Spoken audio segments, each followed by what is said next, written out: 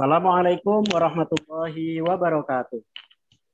Waalaikumsalam warahmatullahi wabarakatuh. Waalaikumsalam warahmatullahi wabarakatuh. Sobahul khair. Sabahul. Kaifa halukum?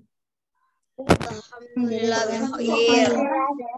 Alhamdulillahirabbil alamin. Oke, alhamdulillah senang sekali Ustaz Arifin pagi hari ini di hari Senin yang cerah ya, karena memang cuacanya sangat cerah dan cenderung panas kalau siang ya. Kalau siang panas tapi kalau malam dingin. Nah, ini ciri-ciri mau masuk musim kemarau itu biasanya seperti ini. Nah, tapi mudah-mudahan kita semua tetap sehat ya. Karena Tempatku mendung sedikit, Us. oh, mendung sedikit. Oke, baik. Nah, inilah yang dinamakan musim apa, Dek? Ada yang tahu? Pergantian dari musim penghujan ke musim kemarau atau sebaliknya itu namanya musim apa? Pergantian musim itu. Pancaroba. Iya, pancaroba. Betul, semangat sekali itu jawabnya siapa tadi? Pancaroba. Oke. Mudah-mudahan di musim pancaroba ini kita semuanya tetap sehat ya. Karena musim pancaroba itu biasanya sulit untuk diprediksi. Cuacanya tiba-tiba panas, kadang tiba-tiba mendung gitu ya. Nah, mudah-mudahan semuanya sehat.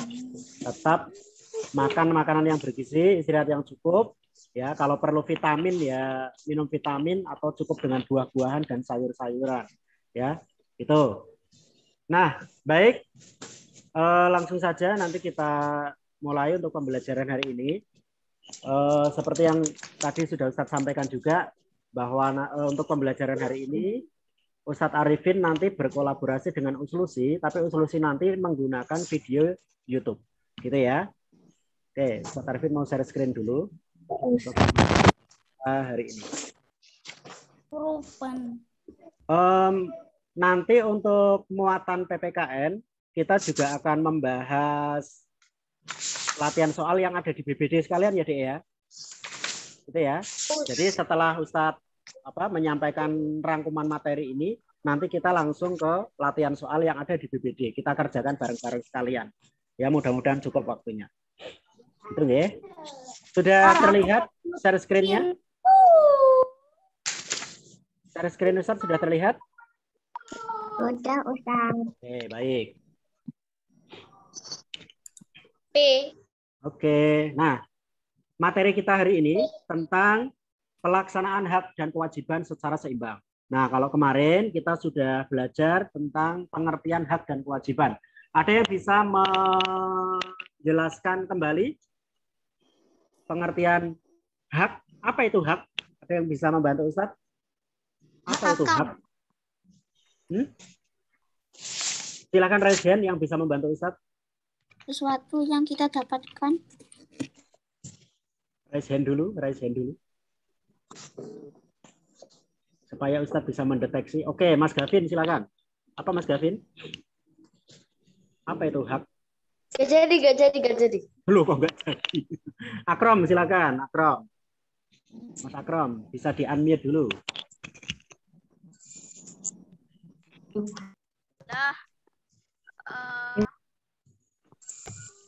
Apa Mas Akrom?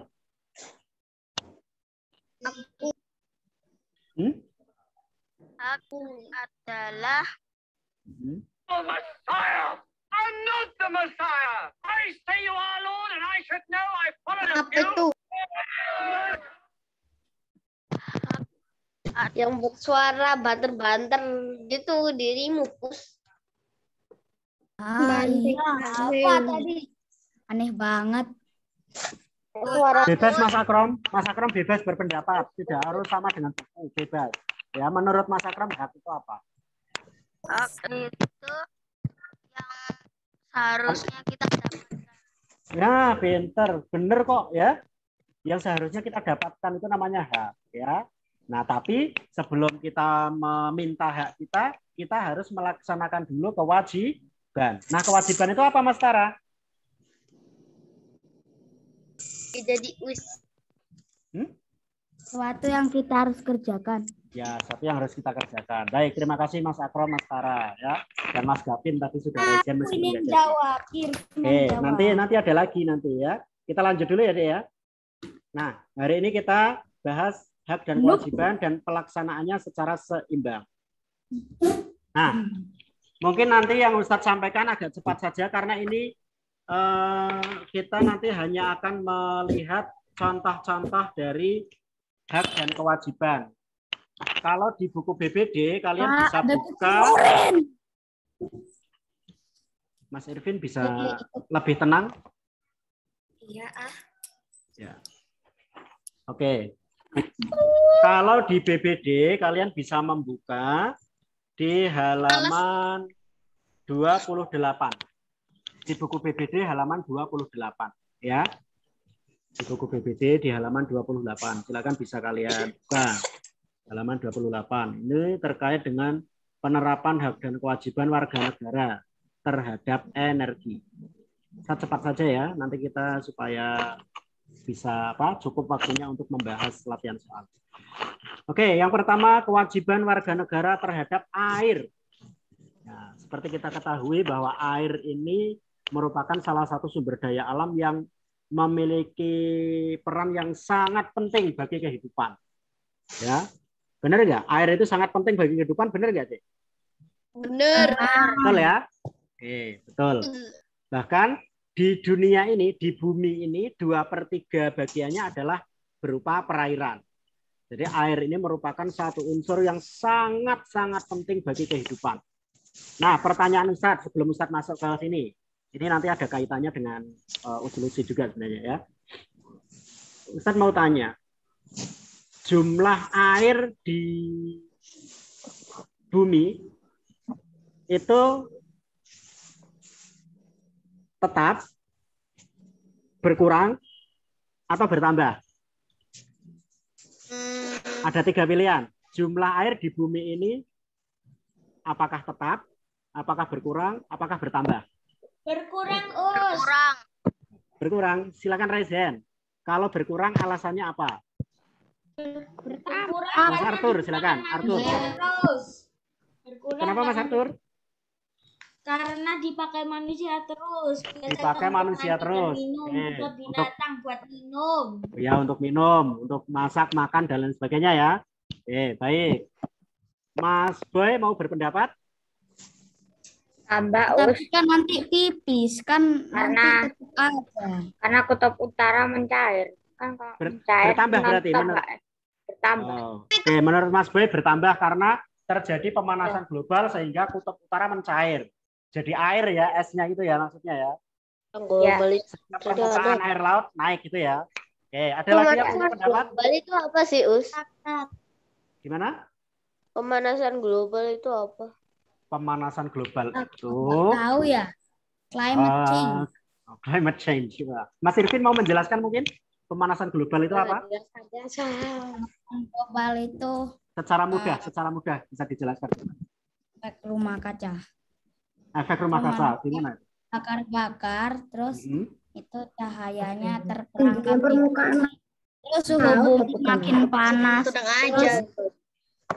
Kutub utara jadi makin meleleh. Oke, baik. Bagus sekali penjelasannya bagus. Jadi intinya gini, secara mudahnya itu gini. Banyak aktivitas manusia ya, banyak. Jadi gini, bumi ini kan ada lapisan namanya lapisan ozon. Ya. Nah, itu makin berkurang. Nah, bumi itu ada lapisan ozon. Nah, lapisan ozon ini yang melindungi bumi, melindungi kita semua ya dari sengatan panasnya sinar matahari yang mengandung ultraviolet. Ya. Itu kalau tidak ada lapisan ozon, maka kulit kita ini apa ya, ibaratnya seperti akan mudah seperti terbakar itu ya, karena panas sekali.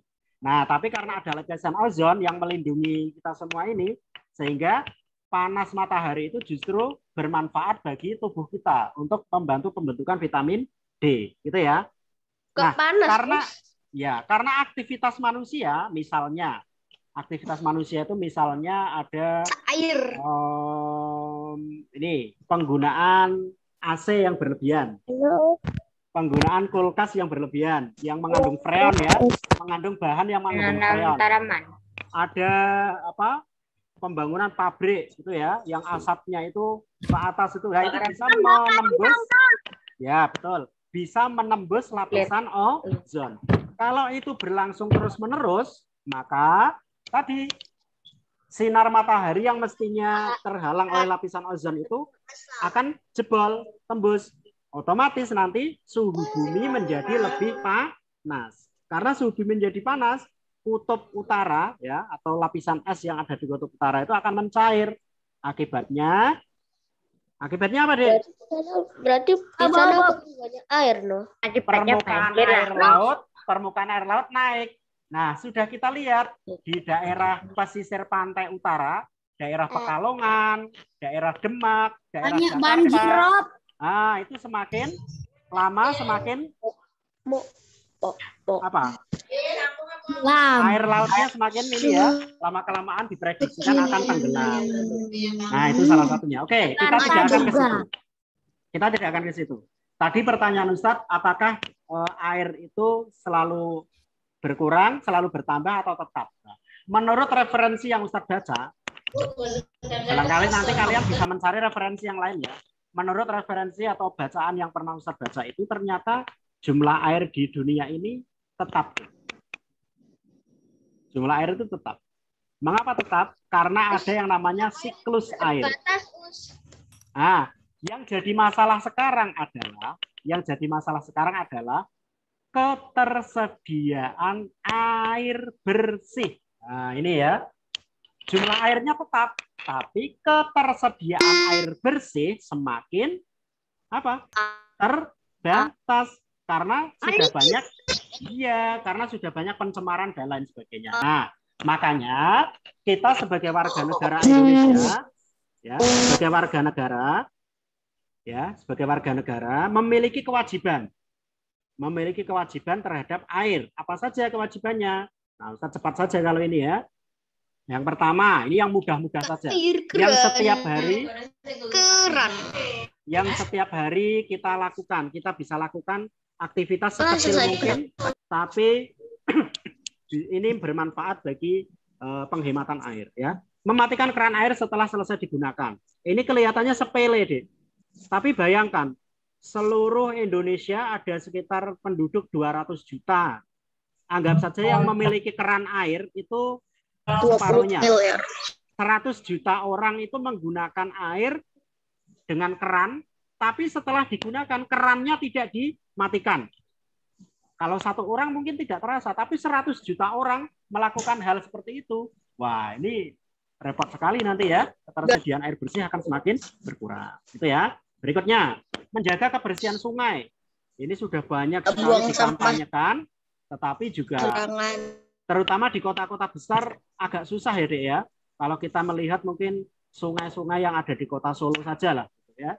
Sepertinya kalau Ustadz lihat kok sudah tidak ada yang layak untuk dimanfaatkan sebagai sumber air bersih. Benar nggak? Atau ada yang benar ya di kota Solo saja? Sepertinya sudah tidak ada sungai yang layak. Sungai itu ada yang buang sampah. Nah, betul sekali. Padahal di jembatan itu ada tulisannya besar ya. Sebaiknya tidak membuang sampah ke sungai. Atau yang Ustadz lebih miris lagi itu kadang Ustadz melihat dengan mata kepala Ustadz sendiri sedang naik motor ini Ustadz ini. Di depan Ustadz itu ada mobil. Mobilnya kinclong, mobilnya mewah. Tapi ketika melewati jembatan, tiba-tiba dia itu sen kiri, deh. Sen kiri agak pelan, tiba-tiba dari jendela ada yang melempar sampah. Wah, Ustadz kadang juga geleng-geleng, ya Allah ya. Sudah mobilnya keren, mobilnya mewah, mobilnya kinclong. Lah kok buang sampahnya masih di sungai. Nah, ini beberapa perilaku yang kadang itu nggak punya pendidikan ya. Pendidikannya tinggi deh. Sampah lah.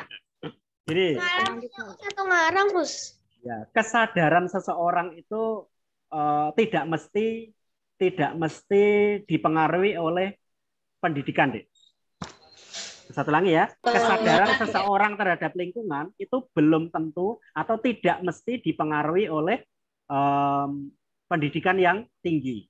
Ya, karena kadang justru orang-orang yang mohon maaf ini ya, yang tidak menikmati pendidikan yang tinggi itu justru kesadaran terhadap lingkungan, kesadaran terhadap alam itu justru lebih baik, sangat baik. Contoh ya, kalau kita ambil contoh yang nyata saja, yang konkret saja. Kamu tahu suku Baduy, Dek? Enggak. Suku Baduy? Enggak. Di Banten, ya, Baduy Dalam itu hampir ya di suku Baduy Dalam itu hampir tidak ada yang mengenyam pendidikan tinggi. Tapi mereka memiliki kesadaran terhadap pelestarian lingkungan yang luar biasa. Nah, gitu ya. Sungai mereka jaga supaya tetap bersih, bisa dimanfaatkan untuk minum dan lain sebagainya. Sampai di situ mereka apain, Us? Oh, ada sanksi sosial, ada hukum adat, ya. Kalau buang sampah di sungai nanti mati, Us. Wah, ya ada hukuman sosial dari adat setempat. Oke, baik. Wah, ini nggak selesai nanti. Cepat saja ya. Ya, ini gambar mudahnya ini. Oke, kita langsung saja cepat ini. Kilat. Nah, sekarang hak warga negara terhadap energi minyak bumi. Ya, kok langsung minyak bumi ini? Yang air mana ini tadi ya? Nah, ini hak terhadap minyak bumi, memanfaatkan minyak bumi sebagai bahan bakar mobil. Boleh ya, Dek ya, memanfaatkan sumber daya alam itu boleh. Tapi harus dimanfaatkan secara bijak. Bijak itu artinya apa? Kita tetap memperhatikan ketersediaannya. Tetap memperhatikan untuk kelangsungan anak cucu kita besok, ya. Mas Irvin, Aufa, Najwa ini kan tentu besok akan punya anak cucu, cicit, canggah, kuda-kuda siwur. Ya mudah-mudahan punya, ya, untuk melangsungkan keberlanjutan keluarga, keturunan. Nah, itu ya. Nah, itu kita harus berpikir jauh ke depan. Nah, kewajiban terhadap energi minyak bumi ini menghemat, ya. Menggunakan sumber energi alternatif yang ramah lingkungan, misalnya biogas. Biogas ini Ustadz Arifin pernah mempraktekkan di rumah Ustadz. Ustadz kebetulan kan tinggalnya di desa. Nah, di desa Ustadz itu hampir setiap rumah itu punya sapi, minimal 2. Rata-rata satu rumah itu 2 sapi. Nah, itu pernah Ustadz Arifin itu mendapatkan ada semacam bantuan dari pemerintah untuk membuat biogas. Itu ya. Jadi dikasih alatnya. Alatnya sederhana kok. Nah, biogas itu berasal dari kotoran sapi, dari teletong sapi itu, Dek. Teletong sapi nanti ditampung dalam sebuah tampungan itu seperti septic tank itu. Nanti disalurkan menggunakan pipa, kemudian disalurkan ke kompor gas. Tapi kompor gasnya kompor gas khusus biogas ya. Itu nanti dari kotoran sapi tadi bisa menghasilkan gas untuk memasak. Nah, ini ngirit, Dek. Ngirit, tidak perlu membeli gas yang yang di LPG itu nggak perlu. Cukup menggunakan biogas. Tapi sekarang sudah tidak digunakan lagi, Dek, sekarang. Sekarang Ustadz terpaksa menggunakan LPG karena alatnya rusak, yang biogas itu sudah rusak sekarang. Nah, itu ya. Aku kekurangannya nggak suka udah hoek aku di deket kotoran sapi. Nah, betul. Terus kalau kelapa sawit itu minyak apa? Kalau kelapa sawit itu minyak goreng, Dek. Minyak goreng. Kelapa sawit itu untuk minyak goreng, ya, untuk konsumsi. Nah, kita lanjut ya. Nah, sekarang hak kita terhadap energi listrik. Kita boleh menggunakan listrik kok, ya. Misalnya untuk menyetrika, untuk menerangi, ya, untuk belajar, menggunakan komputer atau laptop, HP dan lain sebagainya. Tapi yang harus menjadi catatan, ya setelah digunakan ya dimatikan lah, ya. Jangan siang-siang kencar-kencar ya. Kalau dimatikan jadi yang di rumah punya kulkas, kalau Ustadz belum punya terus terang. Karena memang Ustadz buat apa gitu ya, nggak terlalu butuh Ustadz itu. Kalau buat kulkas nyimpen itu. makanan. Nah, kalau busuk gimana? Enggak, kalau keluarga Ustadz itu gini. Kalau keluarga Ustadz itu gini. Kalau mau masak ya beli di warung tetangga masih seger langsung dimasak, habis nanti beli lagi. Jadi jarang menyimpan makanan ya. Kalau nggak Jarang habis menyimpan gimana, makanan. Us? Kalau nggak habis ya dihabiskan dulu. Ustadz nyolong dari tetangga. Kan kenyang. Beli, nolong. Beli. Nah, yang punya kulkas di rumah usahakan jangan sering-sering membuka tutup kulkas. Karena apa? Karena Aku ketika suka kalian membuka sering-sering tutup membuka kulkas. 5 menit sekali buka tutup itu akan menyedot Us, aku energi suka listrik. di dalamnya kulkas, Us. Ya, Enak. akan menyedot energi listrik itu, Dek. Ya, menyedot energi listrik dengan membuka menutup kulkas. Nah, ini pelaksanaan hak dan kewajiban secara seimbang. Hak sebagai siswa atau peserta didik. Nah, kalian sebagai siswa itu mendapatkan hak, mempunyai hak untuk mendapatkan pembelajaran. Hari ini meskipun pakai Zoom, tetap hak kalian insya Allah terpenuhi ya. Memiliki kesempatan bertanya saat proses belajar mengajar. Ustadz-ustadzah pasti memberikan kesempatan kalian bertanya. Ya, nah, mendapatkan nilai. Sudah ikut ulangan, masa nggak dapat nilai, Ustadz? Karena nilai itu merupakan hak kalian, gitu ya. Nah, ya ini siapa ini? Ustadz Ali. Gambarnya Ustadz sendiri. Iya, Pak Pangling Ustadz ya.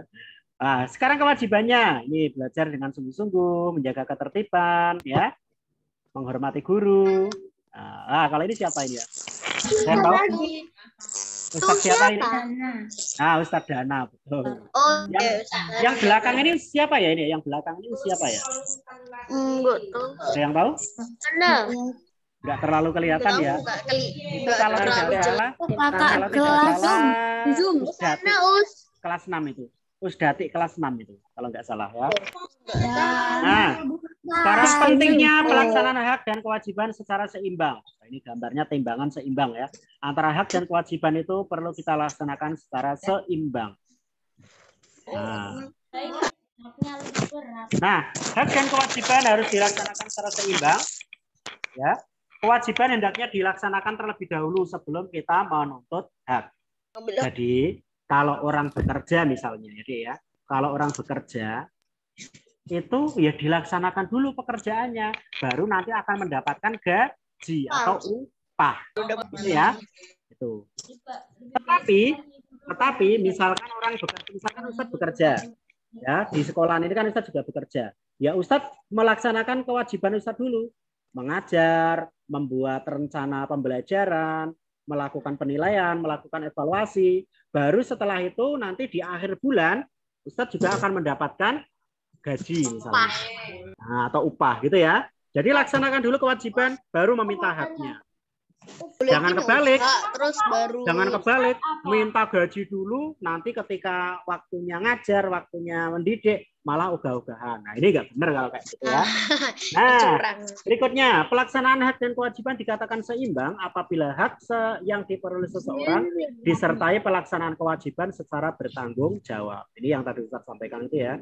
Pelaksanaan kewajiban dulu dengan tanggung jawab, baru akan mendapatkan hak. Oke, nah sudah selesai. Oke, sampai sini ada pertanyaan dulu mungkin? Belum? Ustaz? Tidak ada. Tidak ada? Tidak ada. Langsung kita bahas soal saja. Soalnya nanti yang aktivitas siswa di halaman 29 dan 30 itu kamu kerjakan sendiri. Ustadz Arifin akan langsung membahas yang latihan soal pengayaan yang halaman 31. Arifin akan masuk. Nah, yang ini nanti kamu kerjakan sendiri ya, Dek. Nah, yang ini. Ya. Halaman 31 yang akan kita bahas hari ini. Nah, yang aktivitas siswa ini kamu kerjakan sendiri nanti. Gampang kok itu, ya. Ada gambar, kamu diminta untuk apa? Mengkritisi gambar. Nah, kita langsung ke halaman 31 yang kita bahas bareng-bareng yang ini. Silakan raise hand yang siap. Bacakan. Oke, Delano nomor 1. Silakan Mas Delano. Langsung dibaca. Bunda. Salah satu Al-Mi'raj menunjukkan peralatan elektronik bisa untuk menyimpan pakaian. Akan tetapi Al-Mi'raj memiliki kewajiban untuk menggunakan setrika secara hemat. Iya, kewajibannya menggunakan setrika secara hemat. Oke, baik. Terima kasih Mas Delano, betul. Nomor 2, Vesa. Kameranya bisa dinyalakan, Vesa? Ustaz juga biar hafal. Oh, ya. Ya. Cepat juga biar hafal wajahnya ya. Nanti nomor 3 Akrom, nomor 4 siapa ya ini ya? Belum ada lagi. Resa, ayo.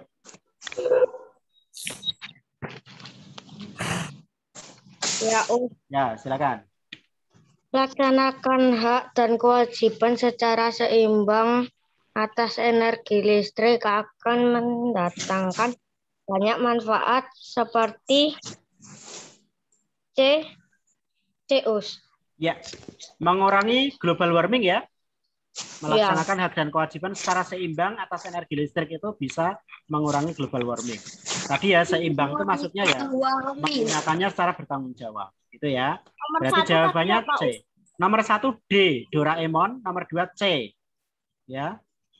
Nomor 2 C. Nomor 3 Mas Akrom, silakan nomor 3. Apabila di rumahmu terdapat alat tersebut, kamu akan mencuci setiap saat. Mencuci setiap saat. Ini gambar mesin cuci ya? Mas Akrom, kalau Mas apa? C. Mencuci jika pakaian sudah banyak. Bagus ya. Termasuk Ustadz Arifin juga sama, kalau di rumah itu kalau pakaian sudah banyak, sudah penuh baru Ustadz cuci. Ya. Mengapa? Karena dengan seperti itu akan menghemat listrik. Tapi kalau baru satu potong langsung dicuci, dikeringkan, nah itu akan boros ya, boros. Nomor 4 silakan Raisa 24B. Ya, nomor 4 silakan. Amit dulu. Hah? Siti baru saja selesai menyetrika pakaian. Tindakan pertama yang sebaiknya dilakukan Siti setelah selesai menyetrika adalah D. Mencabut aliran listrik. Mencabut aliran listrik, bagus ya. Jadi jangan menata pakaian dulu, ya. Jangan membereskan meja dulu tapi lupa belum dicabut, ya. Kalau sudah selesai menyetrika, ya segera dicabut saja aliran listriknya, gitu ya. Baru nanti ditata. Oke. Nomor 5, Mas Tara silakan. Memanfaatkan fasilitas kendaraan umum untuk melakukan perjalanan merupakan salah satu upaya C. Melaksanakan hak dan kewajiban. Salah. Coba diperhatikan. Di sini yang menjadi kata kuncinya adalah memanfaatkan fasilitas kendaraan umum. Kendaraan umum. Kira-kira apa kaitannya kendaraan umum itu? Oh iya, betul. Menjaga ketersediaan minyak bumi. Loh, Ustadz, hubungannya apa? Nah, kendaraan itu kan membutuhkan bahan bakar minyak, ya kan? Nah, kalau semua orang itu ketika bepergian itu menggunakan mobil pribadi semua, nah, maka otomatis kan membutuhkan sumber bahan bakar yang sangat banyak. Tapi kalau sebagian ada yang naik kendaraan umum, ya, satu bis itu bisa isi berapa orang, Dek? Rata-rata. Sekitar 60-an mungkin ya, kita anggap saja 60 orang. Nah, coba kalau 60 orang itu pakai mobil sendiri semua. Berapa puluh liter yang dibutuhkan BBM itu ya. Tapi kalau 60 orang itu menggunakan bis, satu bis misalnya, nah itu akan menghemat minyak bumi atau menghemat bahan bakar yang berasal dari minyak bumi. Itu ya, logikanya seperti itu ya, Dek ya. Jadi kalau ada soal, kita cerna dulu logika yang ada dalam soal. Apa? Us nomor 3 apa, Us? 3. C. Apa, Us? 4D. Ini tadi kemana ini ya? Oke, nomor 6. Silakan. Ada lagi yang sudah raise hand nomor 6? Ayo, 6. Siapa berani? Silakan raise hand.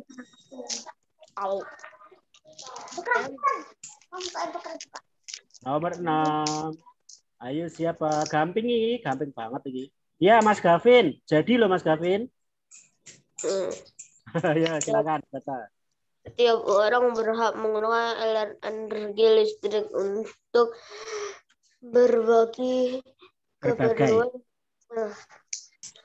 Namun ia juga memiliki kewajiban membayar listrik. Nah, membayar maksudnya gimana? Membayar listrik? Tagihan listrik, tagihan Membayar listrik. ya, tagihan atau istilahnya apa? Pajak ya, membayar pajak listrik. Betul ya, makasih Mas Gavin. Membayar pajak listrik. Biasanya setiap bulan maksimal tanggal 10 biasanya tagihannya itu. Tapi kalau sekarang enak ya, pakai HP pun bisa sekarang bayar sendiri itu ya. Tinggal potong di rekening itu sudah bisa. Kalau dulu harus datang ke loket pembayaran kalau zaman dulu. Kalau sekarang lebih dimudahkan. Oke, nomor 7. Siapa berani? Raisen silakan. Terus nomor 6 tadi apa? Pajak. Nomor 6 pajak. Pajak listrik. Pajak. Ya, pajak listrik. Ya. Pajak akan. Selain Mas Gavin, yo Mas Gavin sudah tadi. Yang lain dulu.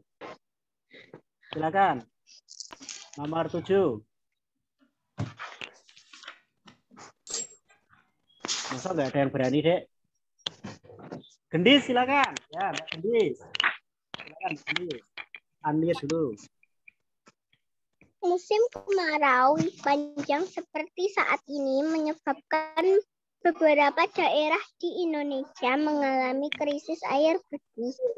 Banyak orang yang harus berjalan jauh untuk berair bersih. Ada juga yang membeli dengan harga yang mahal. Mendapatkan kecukupan air bersih adalah titik-titik setiap warga negara. Jawabannya hak. Hak ya. Nah, karena pembelajaran kita tentang hak dan kewajiban, maka soalnya ya tidak jauh-jauh dari hak dan kewajiban. Nomor 7 jawabannya apa tadi Mbak Gendis? Hak ya. Oke, mendapatkan kecukupan air bersih adalah hak setiap warga negara. Betul sekali. Hak ya. Sekarang nomor 8. Siapa berani? Fadil, silakan Fadil. Nomor 8. Pembuatan kertas adalah kayu yang berasal dari pepohonan di hutan. Ketika kita menghemat penggunaan kertas, kita ikut menjaga kelestarian hutan. Menjaga kelestarian hutan merupakan titik-titik setiap warga negara. Jawabannya kewajiban. Bagus ya, bagus. Kewajiban warga negara itu ya. Oke. Sekarang uraian nomor 9 terakhir. Siapa berani? Setelah ini kalian bisa menyaksikan YouTube-nya Uslusi. Kita beri kesempatan yang lain dulu ya Mas Gavin. Yuk, siapa yuk? Nomor 9, gampang nih. Fadil Us. Siapa? Fadil. Raisen dong. Fadil barusan suka. Ayo, Raisen yuk. Gampang ini nomor 9 ini. Logika ini ya, soal-soal logika kalau I like logika. Ayo. Najwa di bawahnya Ustadz Ariwin. Malah nunjuk orang lain. Udah aku Oke. Siapa? Irvin mau jawab Irvin?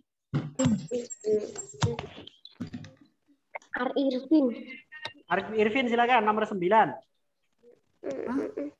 Aku nggak oke. Merupakan sumber energi yang tidak dapat diperbarui. Bagaimana sebaiknya tindakan yang akan kamu lakukan agar ketersediaan minyak bumi tetap terjaga? Menggunakan transportasi umum. Oke, bagus. 1, menggunakan transportasi umum. Bisa ditulis dulu semuanya. Menggunakan transportasi umum. Sebentar, biar ditulis dulu teman-teman. Menggunakan transportasi umum. Tadi sudah saya jelaskan ya logikanya ya. Gimana? Tulis.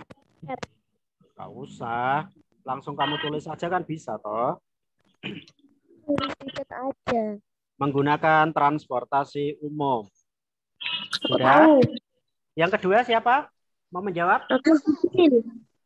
Siapa ini?